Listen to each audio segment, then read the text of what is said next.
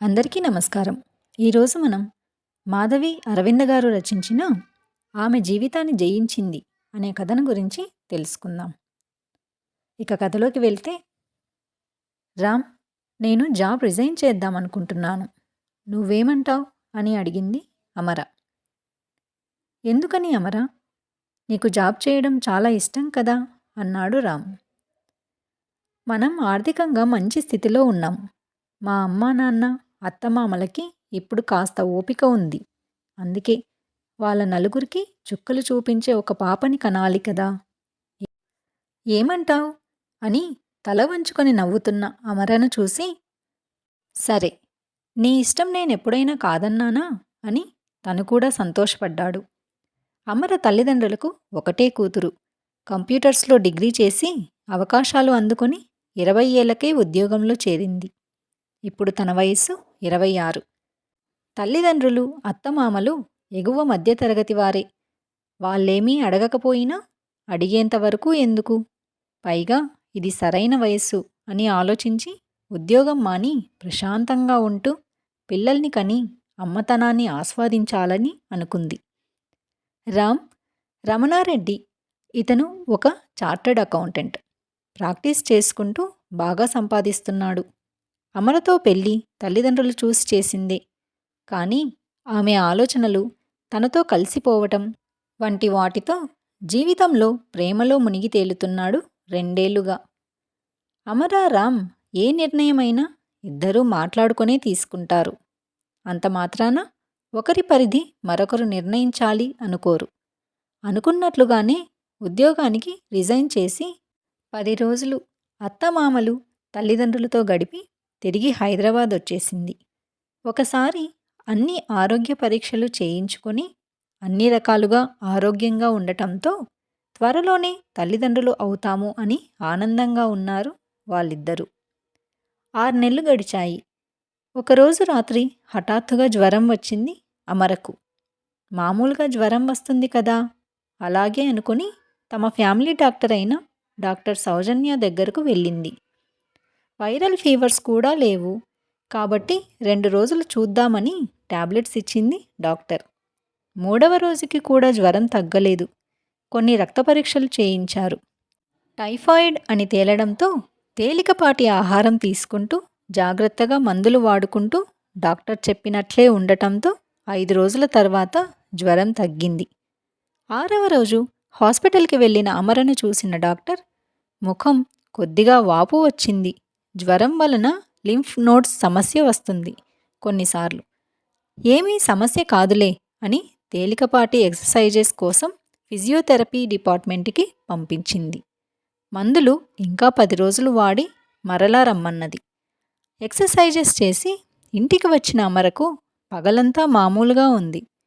తనని చూడటానికి వాళ్ళ అమ్మ సుమతి కూడా వచ్చింది ఇంట్లో. ఆ రాత్రి 10 గంటల సమయంలో విపరీతమైన జ్వరం, తలనొప్పి, చలితో వణికిపోయింది. సౌజన్య ఎమర్జెన్సీలో వాడమన్న టాబ్లెట్స్ ఇవ్వడంతో కాస్త తగ్గింది. నిద్రపోయింది.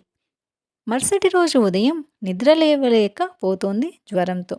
వెంటనే డాక్టర్ సౌజన్య దగ్గరకు తీసుకుపోవటంతో కొన్ని ఇంజెక్షన్స్ ఇచ్చి మధ్యాహ్నం వరకు చూసి జ్వరం లేదని ఇంటికి తీసుకువెళ్ళమనింది. సాయంత్రానికి మామూలుగా అయింది అమర. కానీ నోరు విపరీతమైన చేదు. అలాగే బలవంతంగా తినేసేది ఆహారం. అత్తగారు దమయంతి కూడా మనసు నిలవలేక వచ్చేసింది. 2 రోజులు జ్వరం లేదు. ఇక తగ్గిందిలే అనుకున్నారు అందరూ. 3వ రోజు నెమ్మదిగా చెయ్యి నొప్పి, కాలు నొప్పి మొదలయ్యాయి. చాలా తక్కువగా ఉండటంతో టైఫాయిడ్ ప్రభావం వలన శరీరం చాలా నీరసపడటం మూలంగా కూడా నొప్పులు ఉంటాయని దానిమీద శ్రద్ధ పెట్టలేదు. 6 రోజులు మందులు వాడాక హాస్పిటల్కి వెళ్ళారు. ఒకసారి రక్త పరీక్షలు చేయించి అంతా బాగుంది. కోలుకోవాలంటే మంచి ఆహారం, విశ్రాంతి కావాలని చెప్పింది సౌజన్య. మరుసటి రోజు రామ్ ఢిల్లీ వెళ్ళవలసి వచ్చింది. దమయంతి, సుమతి ఇద్దరూ ఉండటం వలన గత 4 రోజులుగా ఏ విధమైన జ్వరం లేకపోవడంతో ధైర్యంగా వెళ్ళాడు. వారం రోజుల తర్వాత తిరిగి వస్తాను అని బోలెడు జాగ్రత్తలు చెప్పాడు. రామ్ వెళ్ళిన తర్వాతి రోజు మధ్యాహ్నం దమయంతి అమర నిద్రపోతుండగా సుమతి ఫోన్ మాట్లాడుతూ గట్టిగట్టిగా అరవసాగింది. ఆ అరుపులకి హఠాత్తుగా మెలకువ వచ్చిన అమరకి ఒక్కసారిగా జ్వరం వచ్చేసింది. వెంటనే తడిబడ్డ పెట్టి టాబ్లెట్స్ ఇచ్చినా తనలో భయం తగ్గలేదు. రాత్రంతా నిద్రలేక తెల్లవారుజామున వాంతులు మొదలయ్యాయి. సుమతిని చూడగానే ఉనికిపోతుండటంతో అన్నీ దమయంతి చూసుకుంటుంది. సుమతి డాక్టర్ సౌజన్యకు ఫోన్ చేసి జరిగింది చెప్పింది. తను మెసేజ్ పెట్టిన టాబ్లెట్స్ తీసుకుని వచ్చి దమయంతి చేతికి ఇచ్చింది. అన్నం తినిపించి టాబ్లెట్స్ వేసి తన ఒడిలో పడుకోపెట్టుకొని నిద్రపుచ్చింది. సుమతి కూతురు నిద్రపోయాక గదిలోకి వచ్చి తన అరుపుల వలన ఎంత పనైందో అని చాలా బాధపడింది. రాత్రి 10 గంటలకు నిద్రలేచిన అమరకు భయం తగ్గింది. కానీ జ్వరం తగ్గలేదు. అలా రామ్ వచ్చే వరకు జ్వరానికి టాబ్లెట్స్ వాడుతూ మలేరియా వైటల్ పరీక్షలు చేయించినా అవి అన్నీ నార్మల్ వచ్చాయి. తరువాత లెవెల్ టెస్టుల్లో కూడా ఏమీ బయటపడలేదు. యాంటీబయాటిక్స్ మొదలుపెట్టింది సౌజన్య. అయినా జ్వరం వస్తూనే ఉంది. 3వ లెవెల్ టెస్టులకు షాంపిల్స్ ఇచ్చి ఇంటికి వచ్చారు అమర, రామ్. అమరలో నీరసం లేదు, మామూలుగా ఉంది. నోరు చేదు ఉన్నా పండ్లు ఆహారం తీసుకుంటూనే ఉంది. ఈ దశ పరీక్షల రిపోర్ట్స్ రోజూ ఒకటి చొప్పున వస్తాయని, అవి చూసి అవసరమైతే నేను చెప్పినప్పుడు హాస్పిటల్కి తీసుకొని వస్తే చాలు అని సౌజన్య చెప్పటంతో కాస్త ధైర్యంగా ఉంది రామ్ వాళ్ళకి కూడా. మొదటి రిపోర్ట్ ప్రకారం కీళ్లలో వాపుని పెంచే కణాలు రక్తంలో ఉన్నట్లు వచ్చింది.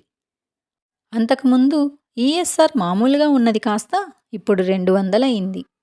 రెండవ రిపోర్ట్ ఇంటర్నల్ ఆర్గాన్ పనితీరు నిర్ధారణ కోసం. అందులో ఏమీ లేదు. రామ్కి ఫోన్ చేసి అమరని పిలిపించి గైనకాలజిస్ట్ దగ్గరికి కూడా చూపించి అంతా నార్మల్ అని కొన్ని మందులు మార్చింది సౌజన్య. ఇక 4వ లెవెల్ కింద blood culture, chest CT, ECG చేయించింది.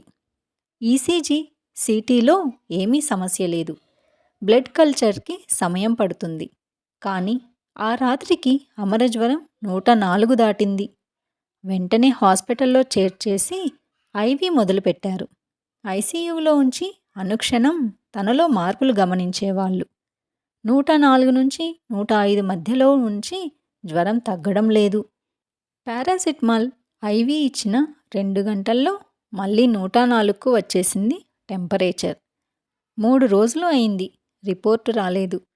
ఇంకా ప్రాసెస్ అవుతుంది అంటున్నారు ల్యాబ్ వాళ్ళు. పూట పూట లంగ్స్ పనితీరు చూస్తున్నాడు పల్మనాలజిస్ట్ అజయ్. అమర మగతగా ఉంటుంది.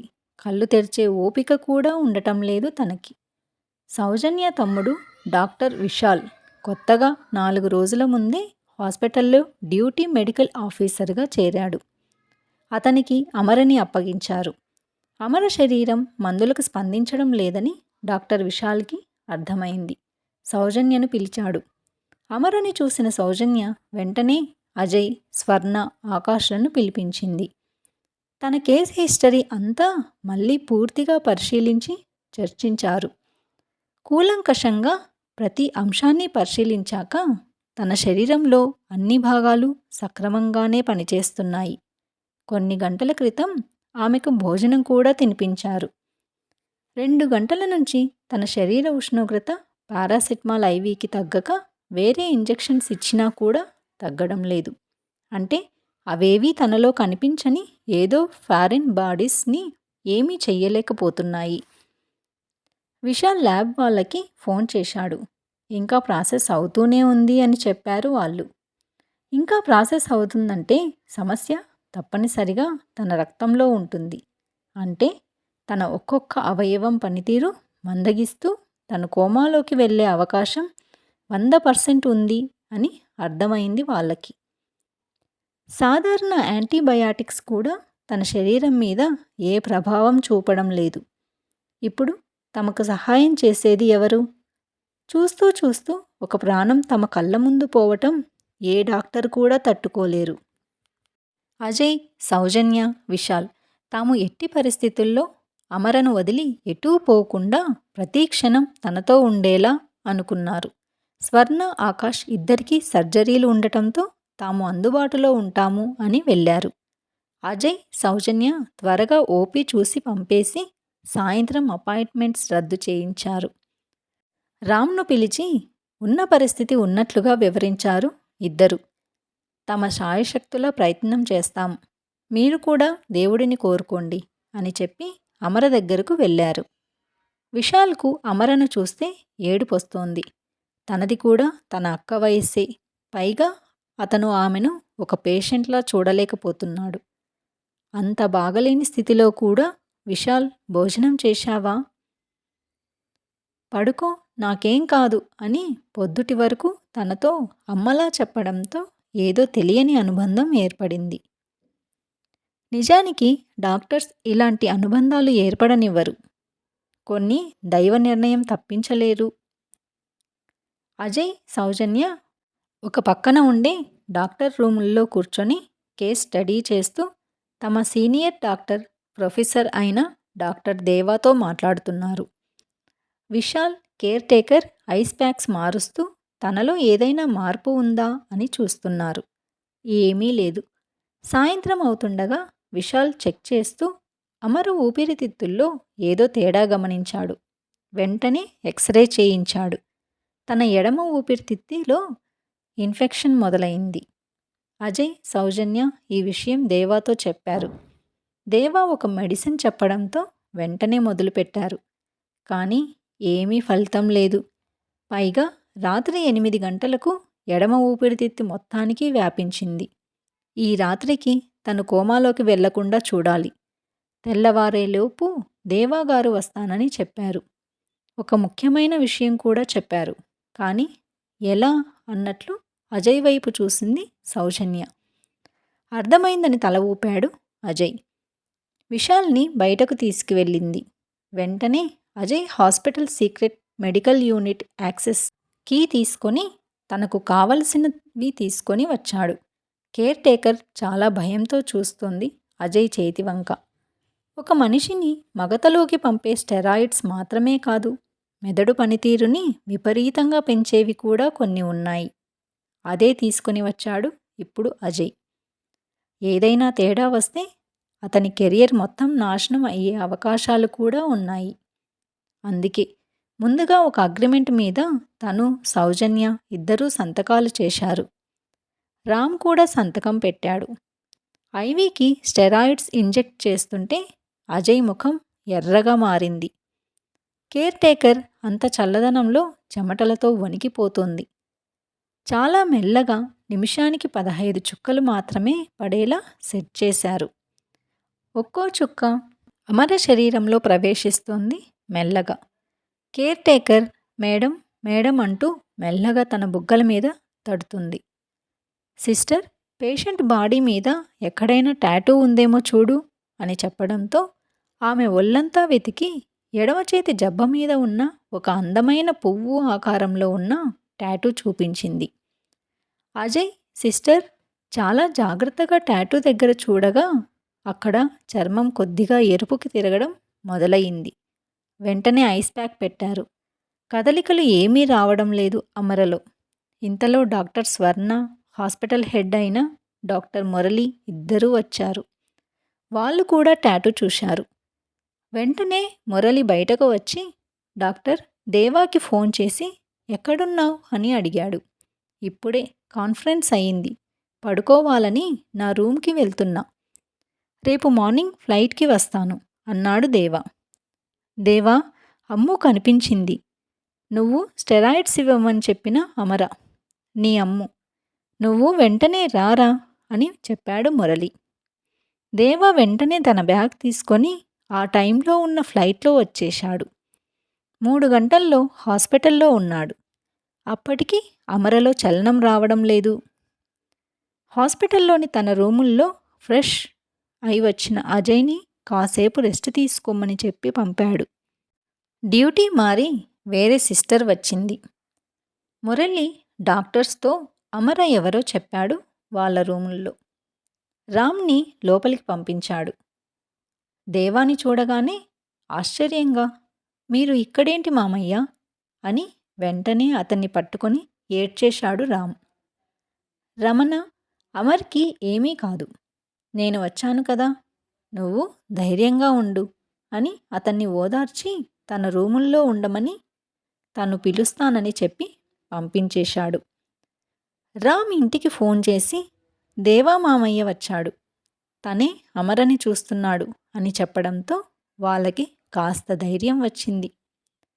దేవ అమర్ చేయి పట్టుకొని, అమ్మూ, ఏంటి ఇలా పడుకున్నావు అంటూ తనతో అమ్ము ఆడిన ఆటలు, తన అల్లరి అన్నీ పూసగుచ్చినట్లు చెప్తూ మధ్యలో తనని లేవమని చెంప మీద తడుతున్నాడు. ఎక్కడో అగాధంలోకి జారిపోతున్న అమర మెదడు స్పందించడం మొదలుపెట్టింది. కొద్దిగా కదలిక వచ్చింది తన శరీరంలో. దాన్ని మొదట పసిగట్టింది మెషిన్స్. సిస్టర్ వెంటనే సార్, మేడం రెస్పాండ్ అవుతున్నారు అని చెప్పింది దేవాతో. 1 గంట తర్వాత మెల్లగా కళ్ళు తెరిచింది అమర. ఎదురుగా ఉన్న దేవాను చూసి అతని చెయ్యి అలాగే పట్టుకుంది. ఐవి మార్పించాడు దేవ. అజయ్, సౌజన్య, స్వర్ణ, ఆకాష్, మురళి ఊపిరి పీల్చుకున్నారు. ఇంతలో రామ్, విశాల్ ఇద్దరూ పరిగెత్తుకు వచ్చేశారు. అమర రిపోర్ట్ వచ్చింది అని. రిపోర్ట్ మెయిల్లోనే చూసి అజయ్, దేవ చాలా భయపడ్డారు. సార్, ఈ ట్రీట్మెంట్ అమర తట్టుకోగలదా? సైడ్ ఎఫెక్ట్స్ లైఫ్ లాంగ్ ఉంటాయి అని దేవ సమాధానం కోసం చూశాడు అజయ్.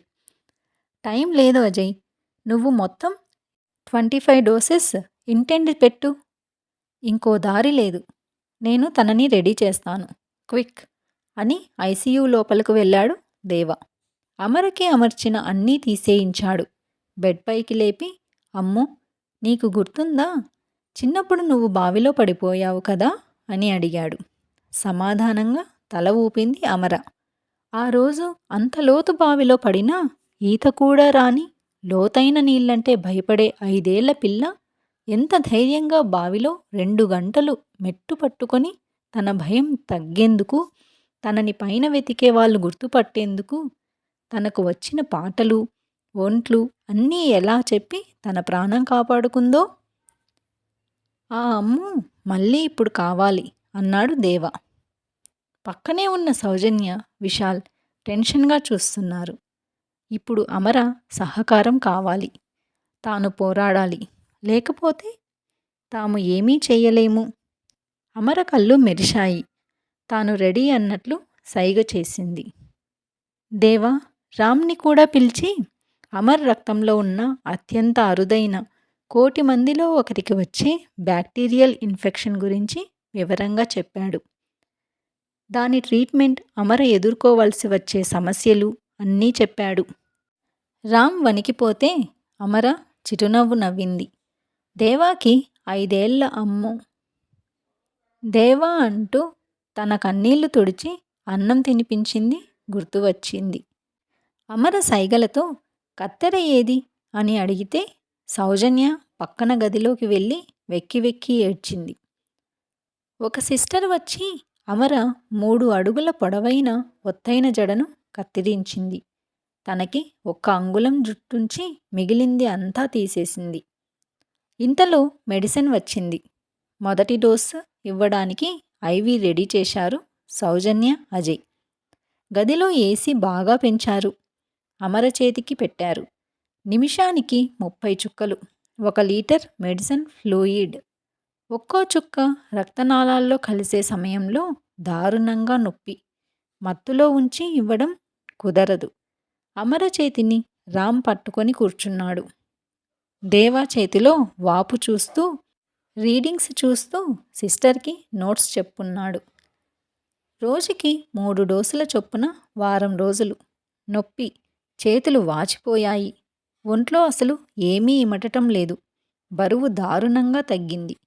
ఎర్ర రక్త కణాలు 5%కి పడిపోయాయి. నిద్రలేని పరిస్థితి. స్టెరాయిడ్స్ ఇవ్వడం కుదరదు. రూమ్ టెంపరేచర్ ఎట్టి పరిస్థితుల్లో 18 డిగ్రీల కంటే పెరగకుండా చూడాలి. అంత చల్లదనంలో కూడా చలి అనిపించేది కాదు అమరకి. రామ్, తన ఫ్యామిలీ, దేవా ఫ్లాట్‌కి మారారు. దేవాని చూసి సుమతి చాలా సంతోషపడింది. ఎప్పుడో ఇంటర్ చదివాక తమను వదిలి వెళ్ళిన తన ప్రాణ స్నేహితురాలి కొడుకు ఈరోజు ఇంత పెద్ద డాక్టర్ అయ్యాడని. పైగా అతనికి ప్రాణమైన చిట్టి చెల్లి అమర ప్రాణాలతో పోరాటం చేస్తుంటే తను పక్కనే ఉండటం వలన ఆమెకు ధైర్యం వచ్చింది. దమయంతి దేవ వాళ్ళ చిన్నతాత మనవరాలు అని తెలుసుకుంది సుమతి. దేవా వాళ్ళ అమ్మానాన్నలు ప్రేమ వివాహం వలన కుటుంబానికి దూరమయ్యారు. దేవా నాన్నగారు టీచర్. పెళ్లి చేసుకొని సుమతి వాళ్ళ ఊరికి వచ్చారు. పక్కపక్కన ఉండటం వలన మంచి స్నేహం కుదిరింది. దేవ 8 చదివే సమయంలో మొదటిసారి దమయంతి వాళ్ళ చిన్న చెల్లి పెళ్లికి పిలవడంతో వెళ్ళి వస్తూ యాక్సిడెంట్ అయ్యి ఇద్దరూ చనిపోయారు. ఎలా తీసుకోవాలో కూడా తెలియక ఏమీ తినకుండా రోజుల తరబడి ఏడ్చేవాడు. కానీ అమర తనని క్షణం కూడా వదలేది కాదు. 4 ఏళ్ల పిల్ల. దేవా దేవా అని తనతోనే ఉండేది. అమర వలన కాస్త కోలుకొని ఇంటర్ వరకు వాళ్ళ ఇంట్లోనే ఉండేవాడు. తమ కొడుకు అనే అనుకునేవాళ్ళు వాళ్ళు కూడా. పచ్చ పొడిచే వాళ్ళొస్తే ఇద్దరికీ భుజం మీద పచ్చ కూడా వేయించింది. కానీ ఇంటర్ అయ్యాక దేవా వాళ్ళ తాతగారు వాళ్ళంతా వచ్చి నచ్చజెప్పి తీసుకుని వెళ్ళారు. ఇంకెప్పుడూ ఆ ఊరు రాలేదు. విచిత్రంగా అమర బెంగపడలేదు, కనీసం ఏడవలేదు. తనకి దేవ పెద్ద డాక్టర్ అవ్వడానికి వెళ్ళాడు, బాగా చదువుకోవడం వలన టైం ఉండదు, అంతా చదివాక వస్తాడు అని చెప్పేది. రామ్తో పెళ్లి సమయంలో కూడా దేవా కోసం ఎదురు చూడలేదు తను. అంత గట్టిగా నమ్మింది. దేవా చాలా పెద్ద డాక్టర్ అయ్యాక తనని చూడటానికి తిరిగి వస్తాడని. కానీ రామ్ వాళ్ళు దేవాకి బంధువులు అని తెలియదు. దేవా తన తాతగారి ఇంటికి వెళ్ళాక అక్కడ ఎక్కువగా లేడు. అమరకి ఇచ్చిన మాట ప్రకారం డాక్టర్ కావాలని ఎంట్రన్స్ రాసి కాలేజీలో చేరాడు. డబ్బుకి ఏమీ కొదవలేదు. దమయంతి వాళ్ళతో కాస్త దగ్గరగా ఉండేవాడు. తరువాత ఫారిన్ కంట్రీస్కి వెళ్ళిపోయేవాడు. తన లక్ష్యం అమరతో కలిసి పెద్ద మల్టీ స్పెషాలిటీ హాస్పిటల్ కట్టించాలి అనేదే తప్ప ఇంకోటి లేదు. తాతగారిని కూడా తనతో పాటు తీసుకెళ్ళిపోవడంతో దమయంతి వాళ్ళతో కూడా తక్కువగా మాట్లాడేవాడు. జనరల్ మెడిసిన్లో ఇండియాలోని టాప్ 50లో ఒకడనేంత పేరు వచ్చింది ఇండియాకి వచ్చిన 2 ఏళ్లలో. కానీ దమయంతి ఇంటికి తప్ప ఎక్కడికి పోలేదు. రామ్కి మామయ్య చాలా ఇన్స్పిరేషన్. రామ్ పెళ్ళికి రాలేకపోవడంతో పెళ్లి కూతురు అమర తన చెల్లి అని తెలియదు. పైగా ఎప్పుడు సుమతి అమర వాళ్ళ గురించి దమయంతితో చెప్పలేదు కూడా. కానీ తన ఫ్రెండ్స్ అయిన డాక్టర్ మురళితో అన్నీ చెప్పేంత చనువు ఉండటంతో అతనికి అమర వాళ్ళిద్దరి లక్ష్యం, ఆఖరికి పచ్చబొట్టు కూడా తెలుసు. దాన్ని చూసి అమరను గుర్తుపట్టాడు మురళి. ఇక మిగిలిన 4 డోసులు ఇవ్వాలి. చేతి రక్తనాళాలు సహకరించవు. సన్నగా ఉండే వాటికి పెడితే అవి చిట్లిపోయే ప్రమాదం ఉంది. అయినా చేతులను చూస్తున్నారు అజయ్, దేవ. అమర చాలా నీరసంగా ఉంది. తనంత తాను పైకి కూడా లేవలేకపోతోంది. ఆ స్థితిలో కూడా దేవ చేతిలోని చెయ్యి తీసుకొని కాళ్ళ వైపు చూపించింది. అజయ్ నోట మాట రాలేదు. దేవా మాత్రం యంత్రంలా అజయ్ తన కాళ్ళకి పెడదాం, రెడీ చేయండి అని చెప్పేసి వెళ్ళిపోయాడు. సౌజన్య, స్వర్ణ లోపలికి వచ్చారు. కేథేటర్ పెట్టడమా, డైపర్ వాడటమా, ఏం చేద్దాం అని అడిగాడు అజయ్. స్వర్ణ ఒకసారి అమ్మోని పరీక్షించి డైపర్ వాడుదాం అని చెప్పింది. వెంటనే సిస్టర్ అడల్ట్ డైపర్ తొడిగింది. కాలి ప్రధాన రక్తనాళం పట్టుకొని దానిని మిగిలిన 4 డోసులు ఇచ్చారు. కాళ్ళు చాలా జాగ్రత్తగా ఒత్తేవాడు దేవ. మొత్తానికి 25 దఫాలుగా ఇవ్వాలని నిర్ణయించినంత వరకు ఇచ్చేశారు. పూర్తిగా ఫ్లూయిడ్స్ ఇవ్వడం ఆపేసి నెమ్మదిగా నీళ్లు, కొబ్బరి నీరు, కాఫీ ఇలా ఓరల్గా ఇస్తున్నారు. కొంచెం ఇడ్లీ, పప్పు అన్నం, రసం, అన్నం కూడా మెత్తగా చేసి గోరువెచ్చగా తినిపించడం వలన కాస్త కాస్త శక్తి వస్తుంది అమరకి. విశాల్ తనని వదలడం లేదు. దేవాకి కాస్త తెరపగా ఉంది అతను ఉండడంతో. రామ్ ఇంటికి హాస్పిటల్కి తిరుగుతూనే ఉన్నాడు. అరగంటకు ఒకసారి ఏదో ఒకటి తీసుకుని రావాలి అమర తినేందుకు. తీసుకొని వచ్చి విశాల్ చేతికి ఇచ్చి బయట నుంచి చూస్తూ ఉండాలి రామ్. దేవా మధ్యలో వచ్చి చూసిపోతుంటాడు. అజయ్, విశాల్, మరో ముగ్గురు సిస్టర్స్, 2 కేర్ టేకర్స్ పూర్తిగా అమరకి కేటాయించబడ్డారు. అజయ్ పగలు తన అవుట్ పేషెంట్స్ని చూసుకుంటూ రాత్రంతా హాస్పిటల్లో నిద్రపోతూ 2 గంటలకు ఒకసారి అమరని చూస్తూ ఉంటాడు. విశాల్ పగలంతా అమర పక్కనే ఉంటాడు. రాత్రి అజయ్ వచ్చాక ఇంటికి వెళ్ళి పొద్దున్నే వచ్చేసేవాడు. రామ్ లోపలికి రావటానికి కుదరదు. గాజు బొమ్మ కంటే సున్నితమైన స్థితిలో ఉంది అమ్ము ఇప్పుడు. 1 వారం తర్వాత నెమ్మదిగా మాట్లాడటం మొదలుపెట్టింది. చేతుల నొప్పితో విలవిలలాడేది. కాస్త నిద్రపోగలుగుతోంది ఇప్పుడు. జ్వరం వస్తుంది కానీ అతి తక్కువగా ఉండటంతో పాటు ఇన్ఫెక్షన్ స్థాయి తగ్గుముఖం పట్టినట్లు రిపోర్ట్స్ చూపడంతో కాస్త ఊపిరి తీసుకున్నారు డాక్టర్స్ బృందం అంతా. 15 రోజుల తర్వాత ఐసీయూ నుంచి వేరే గదికి మార్చారు. ఇప్పటికీ అమరని వేరే మనిషి పట్టుకొని నడిపించాలి. ఆహారం తనే తింటాను అని తింటుంది. సుమతి, దమయంతి, రామ్ అన్ని రోజుల తర్వాత అమరని తనివి తీరా చూసుకున్నారు. తండ్రి, మామగారు కంటతడి పెట్టుకున్నారు. వాళ్ళిద్దరూ తిరుమల కాలినడకన వస్తామనే మొక్కుబడి తీర్చుకునేందుకు వెళ్ళారు. దేవా గుండుతో హాస్పిటల్కి వచ్చాడు. ఎందుకంటే అమ్ము జుట్టంతా ఊడిపోయింది. ఆ రోజు ఆమెకి గుండు చేయించారు. విశాల్ కూడా గుండె. 2వ వరుస చికిత్స మొదలుపెట్టారు. ఈసారి రోజుకు 8 టాబ్లెట్స్, అంటే ప్రతి 6 గంటలకు 2 చొప్పున ఇవ్వాలి. ఇవి శరీరంలో నొప్పి, తిమ్మిరి లాంటి భావన కలిగిస్తాయి. రక్తంతో కూడిన విరోచనాలు, వాంతులు అయ్యే అవకాశం ఎక్కువగా ఉండటంతో చాలా జాగ్రత్తలు తీసుకోవాలి. కాస్త తగ్గు ఉన్న అమర నోరు మరలా పొంగిపోయి గొంతులో వాపు కూడా వచ్చింది. అలాగే ఆహారం తీసుకునేది. అమ్ము, ఎలా ఉంది చారన్నం అంటే చేదుగా అనేది. తనకి నీళ్లు కూడా చేదే ఇప్పుడు. రామ్ ఆఫీస్కి వెళ్ళటం మొదలుపెట్టాడు. సుమతి, దమయంతి హాస్పిటల్కి వెళ్ళి అమరని చూసి వచ్చేవాళ్ళు. 2వ స్టేజ్ ట్రీట్మెంట్ నెల రోజులు పూర్తయింది. చేతులు, కాళ్ళ నొప్పులు తగ్గి కొంచెం నడవడం చేసినా అలసట వస్తుంది. ఊపిరితిత్తి ఇన్ఫెక్షన్ పెరగలేదు, తగ్గలేదు, అలాగే ఉంది. ప్రతిరోజు అజయ్, విశాల్, స్వర్ణ అల్ట్రాసౌండ్, ఎక్స్రే తీసి చూస్తూనే ఉన్నారు. సప్లిమెంట్స్ ఇవ్వడం, పండ్లు తినిపిస్తూ కొంతవరకు హిమోగ్లోబిన్ మరీ తగ్గకుండా చూసుకుంటున్నారు. 3వ దశ ఇచ్చేందుకు 1 నెల రోజుల సమయం పడుతుంది. ఈలోపు అమర శరీరంలో మార్పులను అతి దగ్గరగా పరిశీలించాల్సి ఉంటుంది. మొదటగా వచ్చిన మార్పు తీవ్రమైన కడుపు నొప్పి. నెలసరి వచ్చింది అనుకున్నారు స్వర్ణ, విశాల్, అజయ్. సౌజన్య, దేవ ఇద్దరికీ అనుమానంగానే ఉంది. 5 రోజులు గడిచినా రక్తస్రావం ఆగలేదు. స్వర్ణ తన ట్రీట్మెంట్ మొదలుపెట్టింది. కొంచెం తగ్గింది అనుకునేలోపు గర్భసంచి వాపు వచ్చేసింది. ఎంత ప్రయత్నం చేసినా, ఎన్ని డ్రగ్స్ వాడినా తగ్గడం లేదు. దేవాకి తన నిర్ణయం చెప్పింది. సౌజన్య, అజయ్ కూడా అదే మార్గం అన్నారు. దేవా ఇంటికి వెళ్ళాడు ఆ రాత్రి. సుమతి, దమయంతి, రామ్ ముగ్గురికి అమ్ము పరిస్థితి వివరించాడు. ఎట్టి పరిస్థితుల్లో తన గర్భసంచి తొలగించడం తప్ప వేరే మార్గం లేదని వివరించాడు. ఏమీ మాట్లాడలేదు ఎవరు.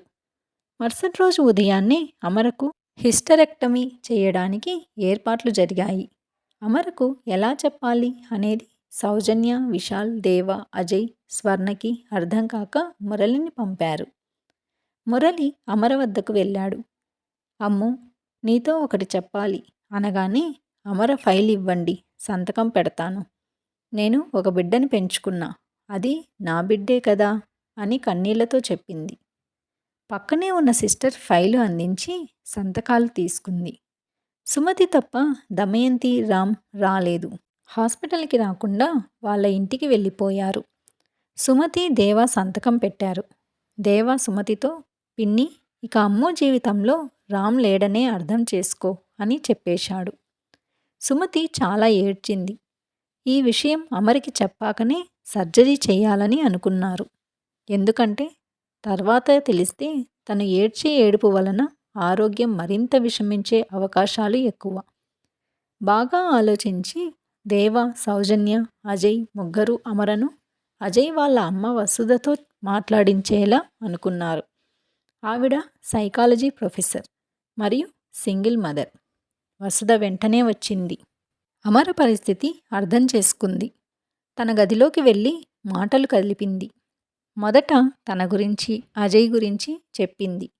నెమ్మదిగా రామ్, దమయంతి వెళ్ళిపోయిన విషయం చెప్పింది. అంతా విన్న అమర ఏమీ మాట్లాడలేదు. అలా శిలలా కూర్చుంది.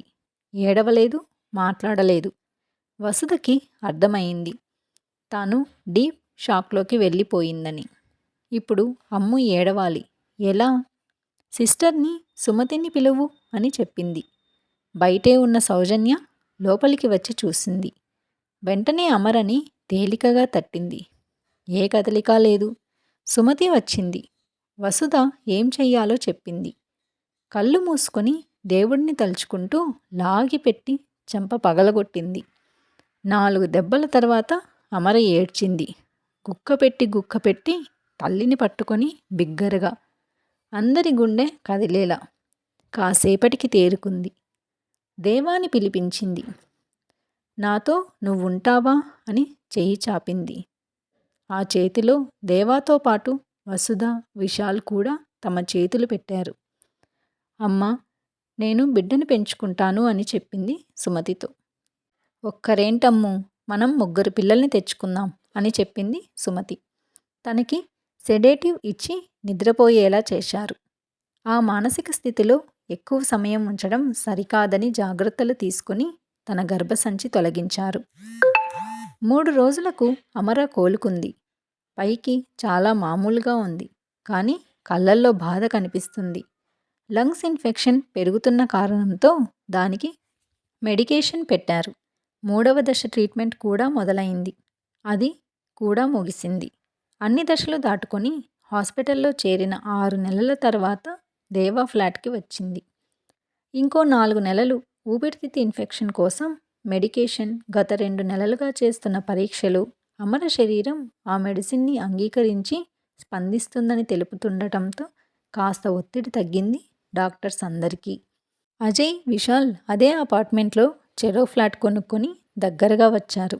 మురళి హాస్పిటల్ ఒక్కడే చూసుకోలేక అందరూ డాక్టర్స్తో మాట్లాడాడు.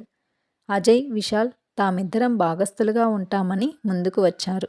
దేవా కూడా కలిస్తే బాగుంటుందని వాళ్ళందరి ఆలోచన. దేవా కాదన్నాడు మొదట. కానీ సౌజన్య, స్వర్ణ నచ్చజెప్పటంతో తాను కాకుండా అమరను భాగస్వామిగా చేద్దామని ఒప్పుకున్నాడు. అది చాలా మంచి నిర్ణయం అనిపించింది మురళికి కూడా. ఎందుకంటే తామంతా డాక్టర్స్. ఒకవైపు వృత్తిని, మరోవైపు హాస్పిటల్ నిర్వహణ అంటే చాలా కష్టమవుతుంది. అదే అమర హాస్పిటల్ చూసుకుంటే తమకు అన్ని విధాల సౌకర్యంగా ఉంటుంది అన్న భరోసా. అమర బాధపడటం మానేసింది. రోజూ తనతో ఉండే సిస్టర్స్, సుమతి, అమర అల్లరికి చేతులెత్తేశారు. అందరూ చాలా సంతోషపడ్డారు. ఇంకో 4 రోజుల్లో టాబ్లెట్స్ అయిపోవచ్చాయి అనేంతలో హఠాత్తుగా కళ్ళు తిరిగి పడిపోయింది. డ్యూటీ సిస్టర్ వెంటనే హాస్పిటల్ అంబులెన్స్ తెప్పించి తీసుకొని వెళ్ళి అడ్మిట్ చేసింది. సుమతికి, ఆమె భర్త ఆనంద్కి కాళ్ళు చేతులు ఆడటం లేదు. ఈసారి చేసిన పరీక్షలు మెదడులో వాపు రావడాన్ని చూపించాయి. మళ్ళీ పోరాటంలో అమరదే పైచేయి. తనో ఫైటర్. దేన్నైనా ఎదుర్కోగలదు ఇప్పుడు. సంవత్సరం గడిచింది. ఈలోపు రామ్ నుంచి విడాకులు తీసుకోవాలని నిర్ణయం తీసుకుంది. దేవ, సుమతి, ఆనంద్, అమర నలుగురు వెళ్ళి అమరకు సంబంధించిన బట్టలు, నగలు, బ్యాంకు పుస్తకాలు, ఆస్తుల కాగితాలు అన్నీ తీసుకొని వచ్చారు. దమయంతి, రామ్ ఏమీ మాట్లాడలేదు. కానీ సీతారాం మాత్రం అమరని చాలా ఆప్యాయంగా పలకరించాడు. తనవి అన్నీ దగ్గరుండి తీసి ఇచ్చాడు. ఏ అవసరమైనా తాను తోడుంటానని మాట ఇచ్చాడు. అమరను కలవడానికి పర్మిషన్ అడిగాడు. ఎప్పుడైనా రావచ్చు మీరు అని అన్నారందరూ. పరస్పర అంగీకారంతో విడాకులు వచ్చేశాయి. అమరకు ఒక భారం తీరినట్లు అనిపించింది.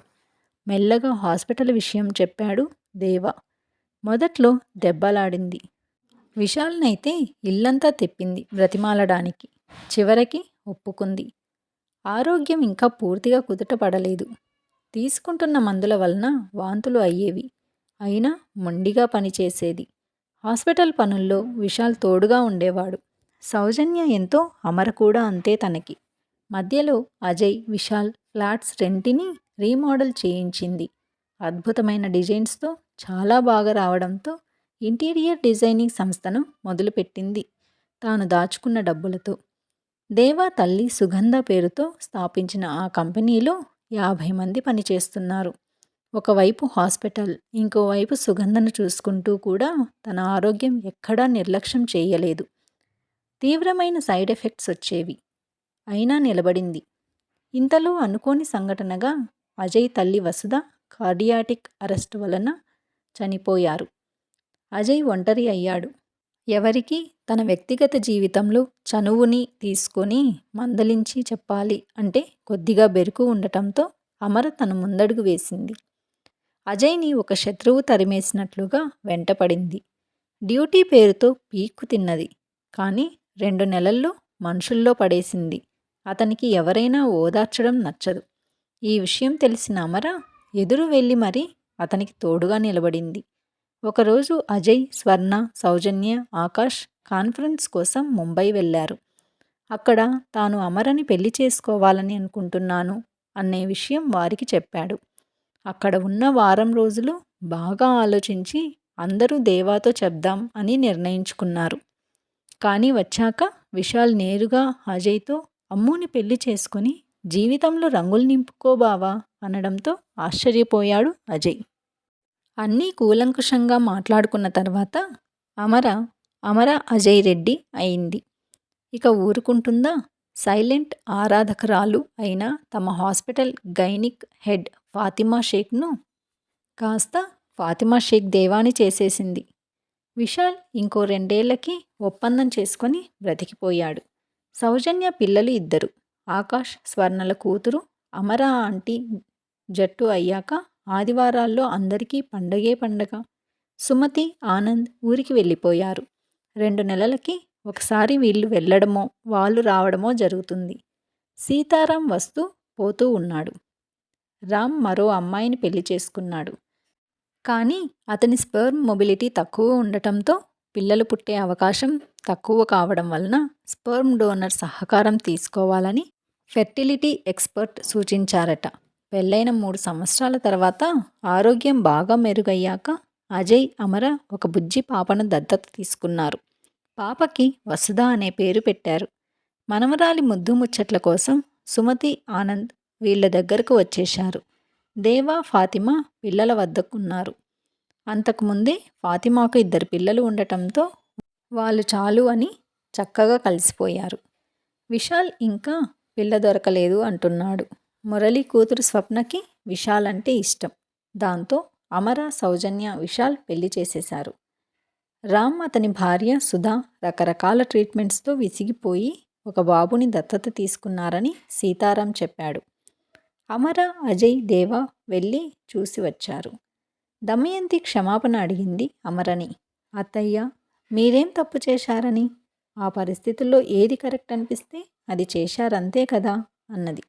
కానీ దేవా తన అక్కను, మేనల్లుడిని క్షమించలేకపోయాడు ఇప్పటికీ కూడా.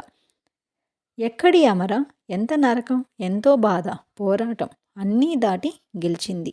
ఇప్పుడు తను ఒకసారి జీవితాన్ని అవలోకనం చేసుకుంటే ఆమె జీవితాన్ని జయించింది. ఎందరో తీవ్రమైన వ్యాధుల బారిన పడి కోలుకొని జీవితాన్ని తిరిగి నిర్మించుకుంటున్నారు. వారందరికీ అంకితం. కథ ఇంతటితో ముగిసిందండి. మరిన్ని మంచి కథల కోసం మన ఛానల్ను సబ్స్క్రైబ్ చేసి, షేర్ చేసి, లైక్ చేయండి.